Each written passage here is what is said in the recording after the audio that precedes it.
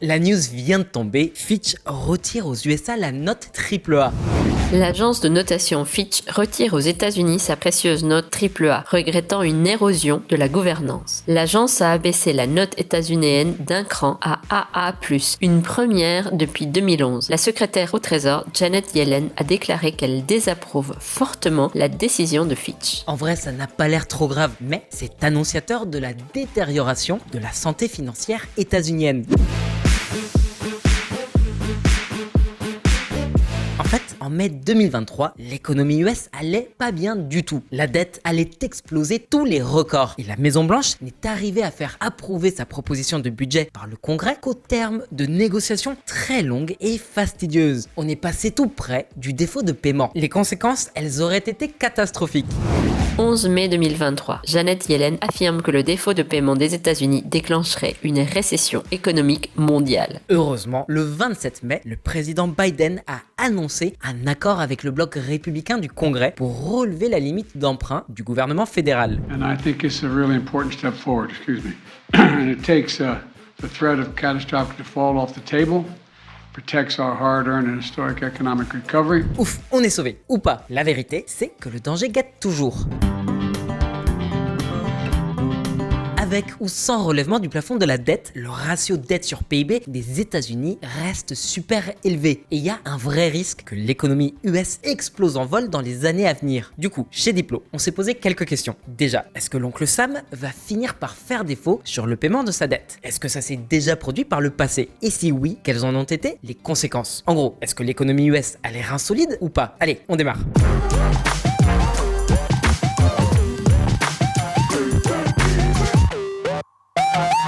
L'économie US a beau être la première au monde, les crises qu'elle traverse ponctuellement viennent nous rappeler qu'elle n'est pas invulnérable. Et les dernières tractations entre le bloc démocrate et républicain au Congrès concernant le budget fédéral n'ont été qu'un épisode de plus dans cette longue série de crises. Sauf qu'à chaque fois, c'est la stabilité du système économique mondial qui est menacée. Logique en même temps, si le pays qui est en défaut de paiement émet la principale monnaie de réserve au monde. Ce qui est réellement surprenant, c'est que la question du poids de la dette, des déséquilibres budgétaires et des défauts de paiement, c'est pas exactement nouveau. Genre vraiment pas. Quand George Washington, le premier président des États-Unis, a quitté son poste en 1796, il a directement alerté ses successeurs des risques que pourrait entraîner un déséquilibre financier. Voici d'ailleurs un extrait de son discours d'adieu.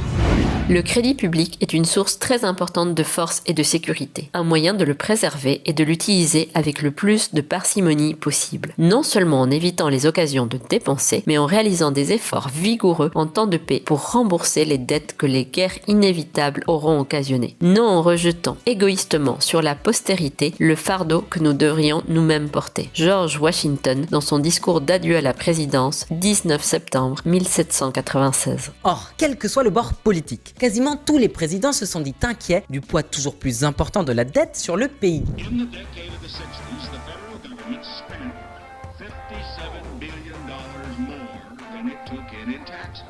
The federal budget is out of control, and we face runaway deficits of almost $80 billion for this budget year that ends September 30th. For the 12 years of trickle-down economics, we built a false prosperity on a hollow base as our national debt. I want to speak about the ongoing and increasingly urgent efforts to avoid default and reduce our deficit. But just remember also, the previous administration doubled the debt in our country. You take all of the presidents that came before, doubled the debt from them. Et pourtant, malgré toutes ces belles paroles, la Fed a continué d'emprunter comme un train qui fonce à pleine vitesse vers un précipice et dont les freins ne marchent plus. Depuis 1940, le plafond de la dette a été élevé à environ 90 reprises, soit en moyenne plus d'une fois par an. Alors, la toute première conclusion qu'on peut tirer de tout ça, c'est que le plafond de la dette ne sert à rien. Il n'a découragé aucun gouvernement de le faire sauter pour fixer une nouvelle limite. Du coup, pourquoi est-ce que tous les gouvernements, qu'ils soient républicains ou démocrates, repoussent toujours plus loin les capacités d'emprunt des USA? Est-ce que ça va pas finir par leur péter à la figure? Ne serait-il pas temps de mettre en place des mesures d'ajustement budgétaire? La fameuse austérité qui effraie tant de pays. Pourtant, c'est bien le choix de la responsabilité budgétaire. On va tout expliquer. Mais d'abord, oublie pas de t'abonner abonner, de liker et de partager. C'est un petit geste qui nous aide beaucoup. Allez, c'est parti. Oui au plafond, non au contrôle. En fait, ce qu'on appelle aujourd'hui le plafond de la dette, c'est un mécanisme de contrôle qui est entré en vigueur en 1917. Et c'est pas du tout un hasard. Cette année-là, les USA sont entrés en guerre sur le sol européen et une guerre, par définition, ça coûte très cher. Bref, jusqu'en 1917, tout emprunt que le Trésor US contractait devait être autorisé au préalable par le Congrès. Pour faciliter la procédure, tout en continuant d'exercer un certain contrôle sur le gouvernement fédéral, les institutions politiques états-uniennes ont mis en place un mécanisme pour limiter la dette que le gouvernement pourrait contracter. Ça permettait au Congrès d'exercer un double levier de pression sur le gouvernement fédéral. D'une part, c'est le Congrès qui approuvait ou pas le budget proposé par le gouvernement, et de l'autre, il s'assurait que l'exécutif ne pourrait pas emprunter plus que nécessaire. Donc, on part du principe que lors de l'élaboration du budget, le gouvernement prend en compte la limite d'emprunt déterminée par le Congrès. Mais en adoptant ce mécanisme, le piège de la dette s'est refermé parce que tous les ans, la Maison-Blanche faisait sauter la limite précédente et augmenter le plafond de la dette. Conçue comme une contrainte, la limite n'est devenue qu'un indicateur de ce que le gouvernement pourrait en bonne conscience emprunter sans risquer de se faire rembarrer lorsqu'il soumettrait son budget au Congrès. Alors qu'en 1940, le plafond était fixé à environ 49 milliards de dollars, aujourd'hui, c'est une goutte d'eau dans l'océan de la dette US. À la fin de la Seconde Guerre mondiale, le plafond avait quintuplé et à partir des années 80, cette limite a pratiquement doublé tous les 10 ans. Bon, c'est sûr qu'à vue d'œil, c'est assez impressionnant. C'est une croissance exponentielle. Mais si on se penche sur le ratio dette-PIB, la donne, elle change énormément. Dans les années 80, la dette fédérale ne pesait que 31,7% du PIB. Bon, aujourd'hui, il est de 98% selon le Congressional Budget Office, mais devrait augmenter d'encore 20 points dans la prochaine décennie. Mais à la rigueur, la hausse est moins flagrante que celle de la limite d'emprunt. Alors justement, ce plafond de la dette, en soi, il sert pas à grand chose. On vous l'a dit, c'est juste un indicateur qu'utilise le gouvernement pour définir la limite de la proposition de budget fédéral. Mais en cas d'événement exceptionnel, ce plafond, il saute. Enfin, il saute dans la pratique. Mais avant d'en arriver là, l'opposition en profite, à juste titre ou injustement, c'est selon les cas, pour écorcher à vif le gouvernement. Donc, si le gouvernement se plante et que le budget finit par être déficitaire, alors il est obligé d'emprunter. Et le plafond, en fin de compte, il n'a servi à rien. C'est pour ça qu'au début des années 70, le représentant démocrate Dick Gephardt a fait la promotion d'une nouvelle règle, la mesure Gephardt. Elle disposait que si le Congrès approuvait un budget et qu'il était déficitaire, forçant le gouvernement à emprunter, alors le Congrès approuverait automatiquement le rehaussement du plafond d'emprunt. Quand cette règle est entrée en vigueur, le plafond était fixé à environ 830 milliards de dollars. Quand elle a été abrogée en 1995, le plafond était passé à 5500 milliards de dollars. Évidemment que tous les gouvernements en ont profité. Ils n'allaient pas appeler à l'austérité si l'opposition promettait monts et merveilles. C'est le meilleur moyen de perdre une campagne au présidentiel. Donc la responsabilité budgétaire, elle est passée au second plan. Sauf que depuis, à chaque fois qu'on se rapproche du fameux plafond de la dette, l'opposition, républicaine ou démocrate, en profite pour taper sur le pouvoir en place. Vous voyez comment ils sont irresponsables? On peut pas leur faire confiance, ils sont incapables de gérer le pays. Votez pour nous aux prochaines élections. Bref, ces joutes grandiloquentes finissent par lasser tout le monde et le plafond de la dette est une nouvelle fois repoussé. Et l'année 2023 n'a pas dérogé à cette règle. Bon, après, le plafond de la dette, ce n'est pas le seul élément préoccupant lorsqu'on fait le bilan de l'économie US. Déjà, il ne fait que refléter un problème beaucoup plus structurel. Après tout, s'il emprunte toujours plus, c'est parce qu'il dépense toujours plus. Donc, le vrai problème, pour ainsi dire, c'est la propension du gouvernement à dépenser plus qu'il ne perçoit de revenus. Alors, ce problème, à quel point est-il grave? Est-ce que la Maison-Blanche peut faire quelque chose pour redresser la barre des finances publiques? On t'explique.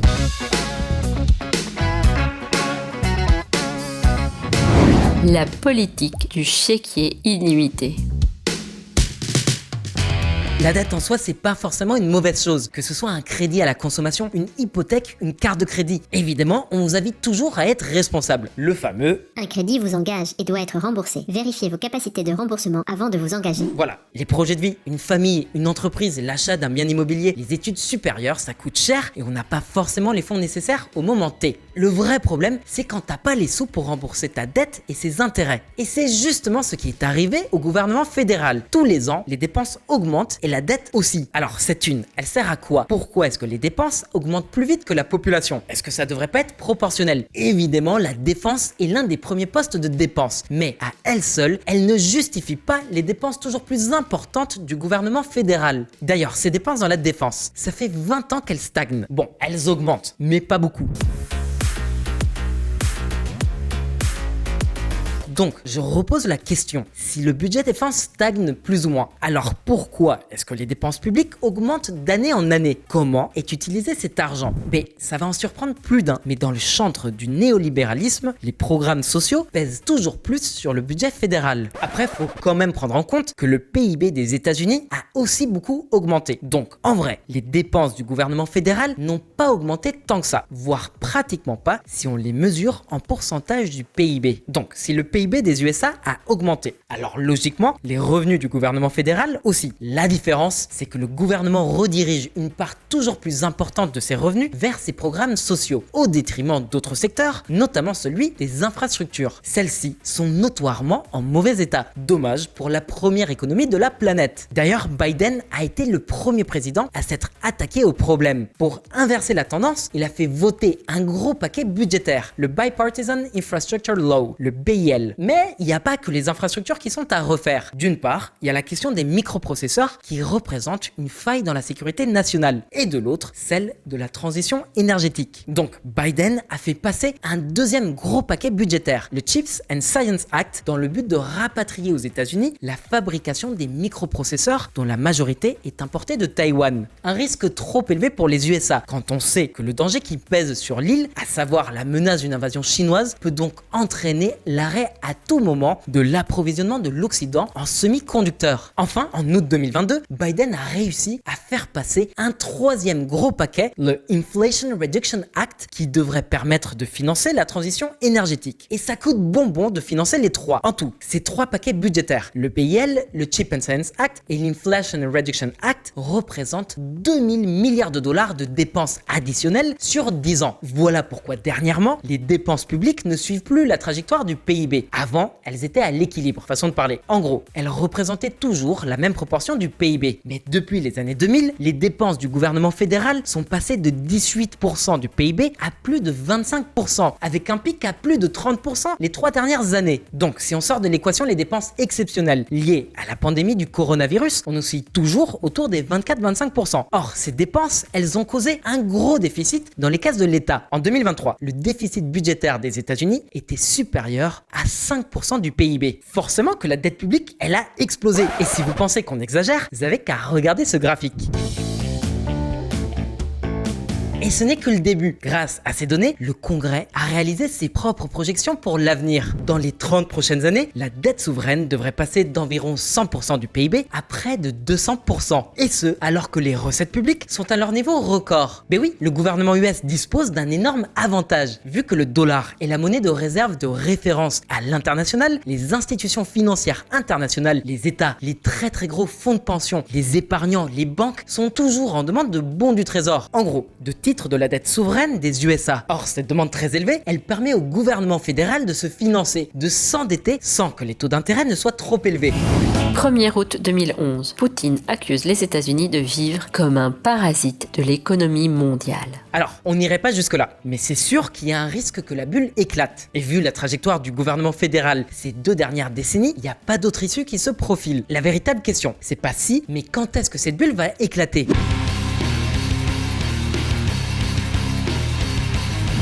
Le pire des scénarios, le défaut de paiement. Bon, il faut identifier un coupable pour expliquer la hausse des dépenses publiques aux États-Unis. Alors, je précise, on parle bien de la hausse, donc de la variation des dépenses fédérales. On est bien conscient du poids de la défense sur le budget fédéral. Sauf que, comme on vous l'a déjà expliqué tout à l'heure, le poids de la défense sur le PIB est à peu près le même depuis 20 ans. C'est pas le complexe militaro-industriel qui explique la hausse aussi importante des dépenses. Après, forcément, quand les USA ont envahi l'Irak et l'Afghanistan, sous Bush puis sous Obama, ça coûte plus cher que de cantonner l'armée US dans ses casernes et ses bases militaires. Mais encore une fois, ça ne justifie pas une telle hausse des dépenses. Donc, on y revient. La variable dans l'histoire, ce sont les dépenses sociales et les investissements pour l'avenir de l'État fédéral. Alors, comme tous les autres pays de l'OCDE, à part Israël, les USA ont un sérieux problème de vieillissement de la population. Alors, comment est-ce qu'ils vont faire pour le surmonter?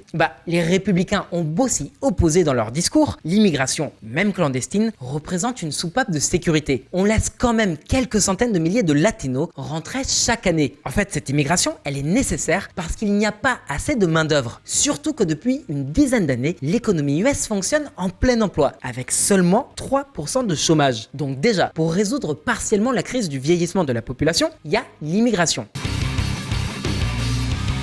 Mais il y a un autre volet qui affecte directement le système de sécurité sociale des USA. C'est le fait que les revenus de l'État ne lui permettent pas de couvrir les retraites de ses fonctionnaires, normalement garanties par l'État fédéral. Alors la norme aux USA, c'est que ce sont les employés qui constituent leur propre fonds de retraite, soit de façon individuelle, soit de façon collective, à travers l'entreprise qui les emploie. Et l'État fédéral, il reproduit ce modèle à l'échelle du pays entier pour tous ses fonctionnaires. Mais revenons un instant sur les salariés du privé. Ils versent une prime, une cotisation sur un compte dédié auquel ils n'ont pas accès avant leur retraite. Cette cotisation, elle est dans une certaine limite déductible de l'impôt fédéral sur le revenu. Donc l'épargne pour la retraite des salariés du privé creuse non pas le déficit fiscal de l'État fédéral, vu qu'il n'aura pas à payer leur retraite, mais par contre, ça fait baisser ses recettes fiscales, CQFD. Maintenant, on revient aux 2 millions de fonctionnaires auxquels l'État devra un jour garantir leur retraite, plus tous les retraités du public qui sont déjà à sa charge. Et année après année, contre toute attente, à la clôture de l'exercice comptable, la balance, elle est positive. Comment ça se fait? Les dépenses de l'État fédéral sont pourtant plus élevées que les recettes fiscales. Mais c'est surtout grâce à la caisse des retraites et à la caisse d'invalidité. Ces deux fonds, ils ont été créés respectivement en 1939 et en 1956 pour épargner et pour pouvoir faire face aux futures dépenses sociales. Fin 2022, ces deux fonds avaient mis de côté 2 900 milliards de dollars. En gros, contrairement à d'autres pays, dont la France, les retraités ont cotisé pour leur propre retraite. Ce n'est pas la population active qui finance les retraites de leurs aînés. Le problème, c'est que d'ici quelques années, ces deux fonds vont finir par s'épuiser. Et là, on doit envisager 3 scénarios différents. Dans le meilleur des cas, ces fonds devraient encore tenir entre 15 et 16 ans. Dans le pire des cas, ils s'épuiseront dans moins d'une décennie, quel que soit le scénario. Quand ces fonds seront épuisés, le gouvernement devra s'endetter encore plus. Et ce n'est qu'un des nombreux défis auxquels la Maison-Blanche doit s'attaquer. En gros, un autre gros souci, c'est le remboursement des intérêts sur la dette. En 2022, le gouvernement a remboursé près de 400 milliards de dollars rien que sur les intérêts. Et avec la hausse des taux d'intérêt, tout porte à croire que ces sommes vont fortement augmenter. Les dépenses sociales, elles aussi, vont donc logiquement continuer de croître. Et pour couronner le tout, la rivalité commerciale avec la Chine et l'aide militaire et financière à l'Ukraine creusent le déficit. Bref, le Trésor US va devoir réfléchir à comment rééquilibrer l'ensemble, puisque la Fed pousse les intérêts à la hausse afin de réduire l'inflation. Et n'allez surtout pas croire qu'un changement de parti au pouvoir arrangera quoi que ce soit. Ça fait des décennies que les républicains et les démocrates se mettent d'accord pour repousser le plafond de la dette et augmenter les dépenses publiques. En 2023, on est passé tout près du défaut de paiement, ce qui a déclenché toutes les alarmes, tant aux États-Unis qu'au sein des institutions financières internationales. Ceux qui étaient les plus inquiets, c'étaient les fonctionnaires fédéraux, qui sont tout de même plus de 2 millions. Sans sortie de crise, c'était leur salaire qui était gelé. Et quand les cartes de crédit sont maxed out, qu'on rembourse le crédit de la maison, plus le crédit de la voiture de monsieur, plus celle de madame, plus le crédit à la consommation, ça devient vite très compliqué. En vrai, on vous parle pas d'un scénario hypothétique. Ça s'est déjà produit au moins 21 fois depuis 1976. Mais en concluant un accord bipartisan, Washington n'a fait que repousser le problème à plus tard. N'empêche que le sujet, il reviendra de plus en plus souvent sur la table et que les négociations seront toujours plus ardues. Le statut de valeur refuge du dollar rend presque impensable l'idée que les USA puissent déclarer le défaut de paiement. Mais le risque d'un désaccord politique, lui, il est bien réel. La domination du dollar sur le système économique mondial repose sur la confiance des marchés et par extension sur la santé financière du gouvernement US et sa capacité à rembourser tous les ans ses emprunts ou au moins leurs intérêts. Et là, ça devient de moins en moins évident. Ça va pas être pour demain, mais l'échéance approche. Washington doit trouver une solution à cette crise en devenir. Durant des décennies, les Yankees ont vécu à crédit avec un déficit budgétaire chronique. Mais aujourd'hui, il est trop important et on ne peut plus feindre de ne pas le voir. Les gens, l'économie réelle des États-Unis se porte bien, mais ce n'est pas suffisant pour éviter l'éclatement de la bulle de la dette. Ce qui explique pourquoi plein d'analystes estiment qu'à moyen terme, la situation risque de dégénérer de manière dramatique. D'autant plus si le gouvernement finit par être forcé d'augmenter ses emprunts pour faire face à l'épuisement des fonds de retraite et d'invalidité. Il va devoir financer les retraites par la dette. C'est ce qu'on appelle une impasse. Une vraie bombe fiscale qui menace l'économie états-unienne et la stabilité des marchés internationaux. Un défaut de paiement serait sans précédent et a le potentiel d'être catastrophique. Les marchés de crédit pourraient geler, la valeur du dollar pourrait s'effondrer, les taux d'intérêt états-uniens pourraient exploser, les effets négatifs pourraient se propager dans le monde entier et une crise financière pourrait s'en suivre ainsi qu'une récession qui ferait écho aux événements de 2008 ou pire. The potential macroeconomic effect of debt ceiling brinksmanship, US Department of the Treasury, octobre 2013. Si tu veux approfondir le sujet de l'économie US et tes difficultés qu'elle doit affronter, on a fait des vidéos sur l'état réel de son armée et sur la menace que représente la devise chinoise pour le dollar. Maintenant, c'est à ton tour de t'exprimer. Est-ce que tu crois que les autorités US sont conscientes du problème et parviendront à le régler avant que ça nous pète à la figure? Est-ce que vous auriez éventuellement des suggestions à leur soumettre? À votre avis, tout ça, comment est-ce que ça va se finir? Fais-nous savoir ce que t'en penses dans les commentaires. Oublie pas de partager, de t'abonner et de liker. Et à très bientôt. Tchuss!